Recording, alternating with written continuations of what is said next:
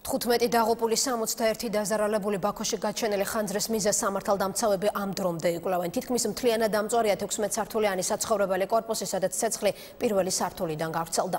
ერთ-ერთი ვერსიით ხანძარი უხარისხო სამშენებლო მასალამ გამოიწვია, რის გამოც სამშენებლო კომპანიის ხელმძღვანელი პოლიციამ უკვე დააკავა.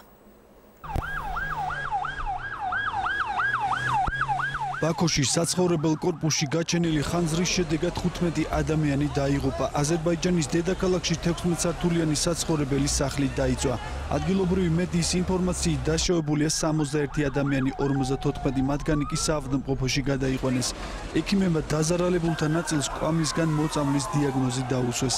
10-მდე მცხოვრებს პირველადი სამედიცინო დახმარება ადგილზევე გაუწიეს. დაღუპულთა შორის ერთი მცირეწლოვანი ბავშვია, რომლის გარდაცვალების მიზეზი სიმაღლიდან ვარდნა გახდა. ცეცხლის გაჩენის დროს ბავშვის დედა ალმოდებული შენობის ფანჯრიდან გადმოხდა და დაიღუპა. ბავშვიც მასთან ერთად იმყოფებოდა. მაშველები შიშობენ, რომ მსხვერპლის რაოდენობა შესაძლოა უფრო მეტი იყოს. ადგილობრივი მცხოვრებლების განცხადებით, ცეცხლი პირველ სართულზე გაჩნდა, მოგვიანებით კი მთელს კორპუსზე გავრცელდა.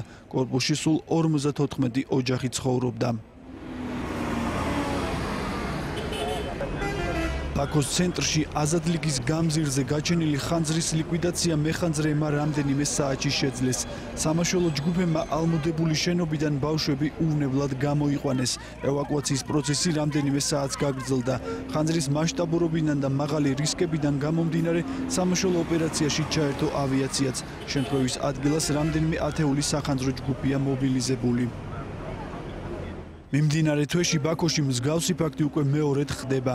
აზერბაიჯანის გენერალური პროკურორი ზაქირ გარალოვი აცხადებს, რომ შემთხვევის გამომწვევი მიზეზების გამოსავლენად გამოძიება დაიწყო, რომელშიც რამდენიმე სამინისტროს წარმომადგენელია ჩართული. ადგილობრივი მედიის ცნობით დაკავებულია სამშენებლო კომპანიის დირექტორი, რომელმაც აღნიშნული საცხოვრებელი კორპუსი ააშენა. წინასწარი ვერსიით მასშტაბური ხანძრის მიზეზი დაბალი ხარისხის კორპუსის მოსაპირკეთებელი მასალა გახდა, რისი მიზეზითაც კორპუსში ცეცხლი სწრაფი ტემპით გავრცელდა. გამოძიების მიმდინარეობა პირად კონტროლზე აიყვანა აზერბაიჯანის პრეზიდენტმა ილჰამ ალიევმა.